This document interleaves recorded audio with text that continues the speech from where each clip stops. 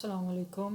आज की हमारी वीडियो है डाटाबेस के अंदर हमने आज अल्टर की क्यूरी यूज़ करनी है। अल्टर की क्यूरी यूज़ करके हमने फ़ॉरेन की लगानी है। तो वीडियो स्टार्ट करते हैं। पहले हम दो टेबल क्रिएट करेंगे और फिर मैं आपको बताऊंगा कि फ़ॉरेन की कैसे यूज़ करते हैं।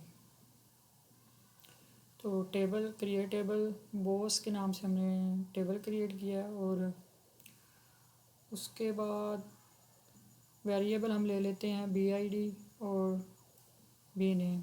बॉस 1 बॉस मेरे ख्याल से पहले हमने चूज़ किया हुआ है किसी डाटाबेस में, तो बॉस 2 रख लिया। दो वेरिएबल ले लिए हैं BID और बी नेम। और दूसरा टेबल क्रिएट करते हैं। तो दूसरा टेबल हम ले लेते हैं एम्प्लॉयज़ रख लेते हैं, क्योंकि एम्प्लॉय के नाम से पहले मैंने कहीं यूज़ किया हुआ है, इसलिए एम्प्लॉयज़ रख लेते हैं। और इसमें भी हम 3 वेरिएबल ले लेते हैं। पहले मैंने वीडियो एक बनाई हुई है फ़ॉरेन की पे, तो वो आप देख लेंगे तो आपको अच्छी तरह से पता चल जाएगा कि मैं जो तीसरा वेरिएबल ले रहा हूँ वो किस लिए ले रहा हूँ। तो फ़ॉरेन की के लिए ये होता है कि हमने एक टेबल की प्राइमरी की को दूसरे टेबल में एज आ फ़ॉरेन की यूज़ करते हैं। तो उसके लिए मैंने ये तीसरा वेरिएबल लिया है ई कोड के नाम से, और इसकी हमने डाटा टाइप रखी है इंट।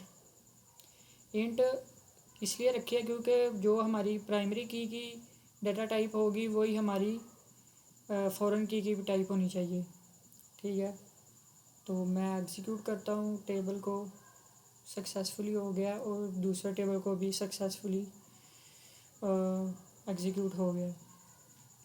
तो अब मैं आपको फ़ॉरेन की बताता हूँ कि अल्टर के साथ कैसे यूज़ करते हैं। पहले हम अल्टर लिखते हैं अल्टर, और उसके बाद अल्टर टेबल का नेम जिसमें हमने फ़ॉरेन की एज आ रेफरेंस यूज़ करनी है। तो उसके लिए एम्प्लॉय हमने यूज़ किया। उसके बाद ऐड का हम वेरिएबल ऐड यूज़ करेंगे कीवर्ड, और फिर हम फ़ॉरेन की लगाएंगे।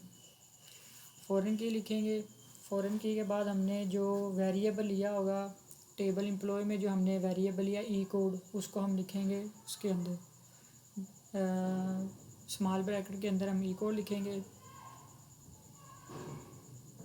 और इसके बाद हम रेफरेंस देंगे जिस टेबल में हमने रेफरेंस लगाया। तो हमने रेफरेंस लिया बॉस 1 के टेबल से, तो हम यहाँ पे बॉस 2 के नेम से, तो यहाँ पे बॉस 2 लिखा और एज आ रेफरेंस हमने लगाना है प्राइमरी की, उसकी यूज़ की है BID, तो हमने वो लगा दी है। तो ये देखे ऊपर आपने देख लिया, और ये यहाँ पे यूज़ की है एज आ रेफरेंस। तो अब हम इसको एग्जीक्यूट करते हैं। तो ये हमारी सक्सेसफुली यूज़ हो गई है। और इसके बाद हम इंसर्ट के साथ टेबल के अंदर डाटा ऐड करते हैं। तो अल्टर के साथ फ़ॉरेन की इसलिए यूज़ किया कि बाज़ का ये होता है कि हम भूल जाते हैं फ़ॉरेन की लगानी होती है, तो हम टेबल एग्जीक्यूट करवा देते हैं। तो फिर बाद में हमें याद आता है कि हमने कहीं पे इसका रेफरेंस लगाना था। तो इसलिए फिर हम इसको अंदर यूज़ करने के बजाय हम एक साइड पे भी अगर ज़्यादा टेबल क्रिएट किए हों तो हम इसको फिर कहीं भी लिख के, टेबल से बाहर लिख के बस टेबल का रेफरेंस दे के हम ये फ़ॉरेन की यूज़ कर सकते हैं। तो उसके लिए फिर हम आल्टर की क्यूरी यूज़ होती है। तो बेसिकली ये काम होता है जो कि अक्सर औकात भूल जाता है बंदा कि रेफरेंस की भी हमने लगानी थी, तो फिर बाहर अल्टर क्यूरी यूज़ करके रेफरेंस की यूज़ कर सकते हैं।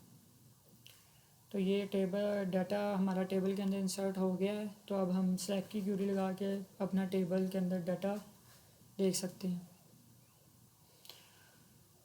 तो ये हमारा बॉस 2 का टेबल के लिए हमने सेलेक्ट की क्यूरी लगाई है। उसके बाद हम एम्प्लॉयज़ के लिए सेलेक्ट की क्यूरी लगाते हैं, और फिर हम एक एक करके इसको एग्जीक्यूट करवाते हैं। वो आपको नीचे शो हो गया है 1 ABC, और ये हमारा दूसरा शो हो गया XYZ1।